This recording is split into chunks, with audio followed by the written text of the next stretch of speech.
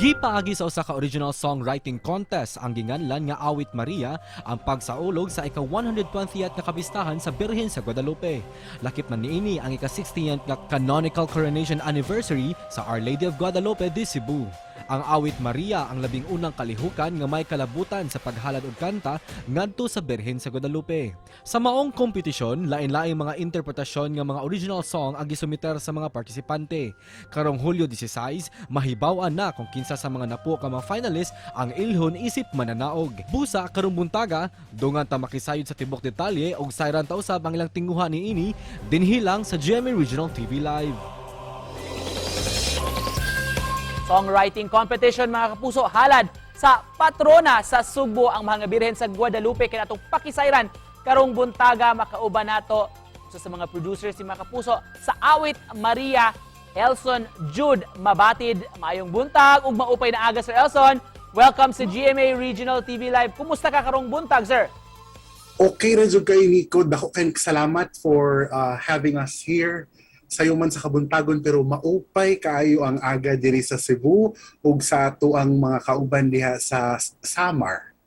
Daghang salamat sir sa pag-uban kanamo sa paglangay Sir Elson. Hisgutan nato kabahin sa inyong giorganisar nga Awit Maria.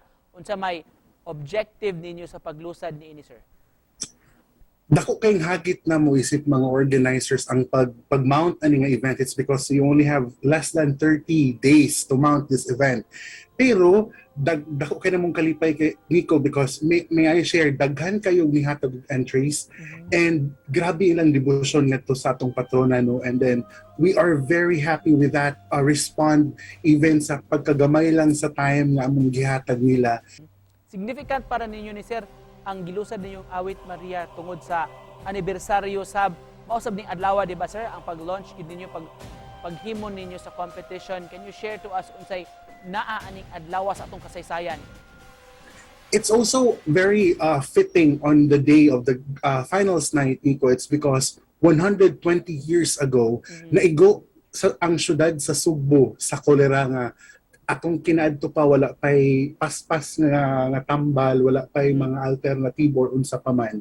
But 120 years ago, exactly 120 years ago, July 16, nahimo og milagro ang atong patrona diri sa Cebu. Ug mao toy nakapag-awaken sa ato ang faith, mo ni nagpalig-on og maayo. And this is also the 16th anniversary of the Canonical Coronation.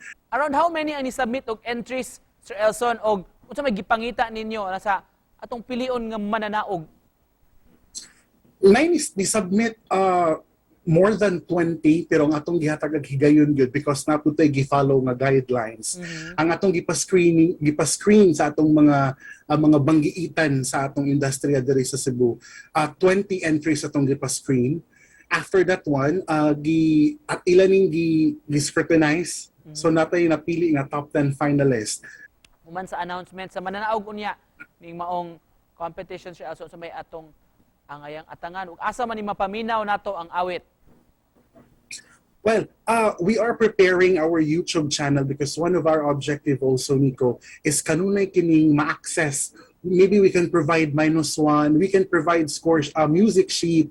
So nag-andam kita og YouTube channel mo ni ang Awit Maria Cebu. Sa YouTube, we will launch that very soon. Usapod, you can also check Facebook page for our updates. That is Awit Maria Cebu sa Facebook.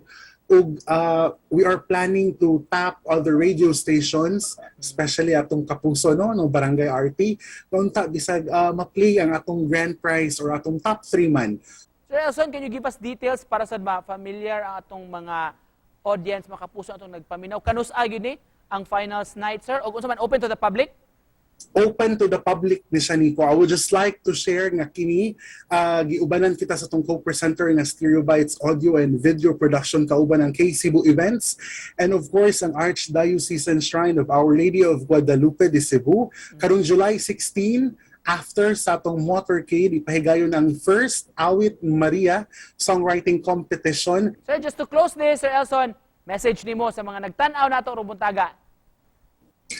Well, mga kapuso, daghan kayong salamat sa mga nisuportar sa Awit Maria, ang unang songwriting competition nga ipahigayon karong July 16 sa gawas sa Our Lady of Guadalupe Church.